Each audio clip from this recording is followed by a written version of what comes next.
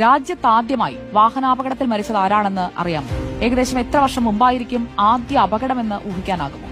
111 വർഷം മുൻപ് നമ്മൾ ഈ സംസാരിക്കുന്ന ഇതേ ദിവസമാണ് രാജ്യത്തെ ആദ്യ വാഹനാപകട മരണം സംഭവിച്ചത്.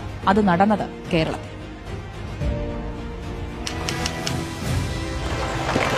കാളവണ്ടിയും കുതിരവണ്ടിയും മാത്രം കണ്ടിരുന്ന തിരുവിതാംകൂറിലെ ജനത ആ അദ്ഭുത കാഴ്ച കണ്ട് ഞെട്ടി.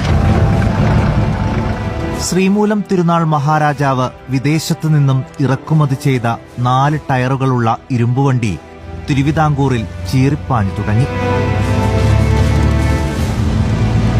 ഇതുകണ്ട ആധുനിക മലയാള ഭാഷയുടെ ശില്പിയായ കേരളവർമ്മക്കോയി തമ്പുരാന് ഒരു ആഗ്രഹം. വൈക്കം ക്ഷേത്രത്തിൽ ദർശനം നടത്താൻ കാറിൽ പോയാലെന്താ?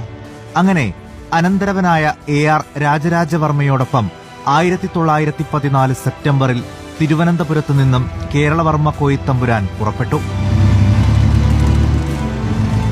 ക്ഷേത്രദർശനവും ഹരിപ്പാട് കൊട്ടാരത്തിലെ 2 ദിവസത്തെ താമസവും കഴിഞ്ഞ് സെപ്റ്റംബർ 20-നായിരുന്നു മടക്കയാത്ര. കാർ കായംകുളത്തെ കുറ്റിത്തെരുവിലെത്തിയപ്പോൾ ഒരു നായ പുറകെ ചാടി. നിയന്ത്രണം വിട്ട കാർ മറിഞ്ഞ് വലിയ കോയിത്തമ്പുരാന് ഗുരുതരമായി പരിക്കേറ്റു. സഹയാത്രികൻ AR രാജരാജവർമ്മ പരിക്കേൽക്കാതെ രക്ഷപ്പെട്ടു.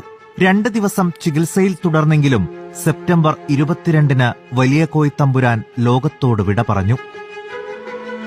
രാജ്യചരിത്രത്തിൽ ആ വിയോഗം ഒരു അടയാളമായി.